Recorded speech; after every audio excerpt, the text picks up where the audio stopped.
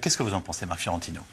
Moi, je trouve incroyable et presque inadmissible et irresponsable l'attitude qui a consisté pendant 6 à 7 mois à nous expliquer, et là je pense qu'il ne s'agit pas de gauche, de droite, puisque je fais partie d'aucun camp, nous expliquer alors que les Français n'étaient absolument pas sensibles au sujet et qu'on était dans une période... On s'en foutait, oui. Mais c'était peut-être le problème. Non, c'est pas le problème, parce que le problème, c'est pas d'expliquer aux Français et de donner des cours d'économie. Le problème, c'est que les Français donnent des cours d'économie au gouvernement, parce qu'aujourd'hui, le problème, c'est pas la gestion du budget des ménages. Celui-là, il est très bien fait. Le patrimoine des Français.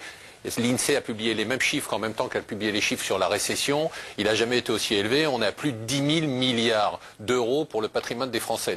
Les Français savent gérer leur argent, connaissent l'économie, ils n'ont pas besoin qu'on leur donne des cours. Le gouvernement, en revanche, et les différents gouvernements, je ne parle pas du gouvernement qui est en place, mais ceux qui succèdent depuis 30 ans, oui, eux n'ont pas su le faire. Donc mon problème est très simple, et il est très pragmatique, il est très pratique. C'est que ça fait 6 mois qu'on nous répète, Alain Minc nous a dit, le triple A, c'est le trésor national.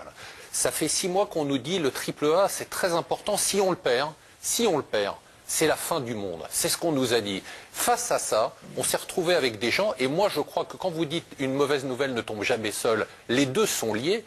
Une des raisons pour laquelle aujourd'hui on a une récession, ce n'est pas uniquement la crise européenne, c'est l'arrêt total, brutal de la consommation en France qui est lié à la psychose qu'on a créée, c'est-à-dire qu'aujourd'hui on a expliqué aux gens que ça allait être la fin du monde, comme les gens comprennent tout, ils pensent ils savaient qu'on allait perdre le triple A, puisqu'on va le perdre, c'est logique. Le triple A, ce n'est qu'une conséquence d'autres chiffres.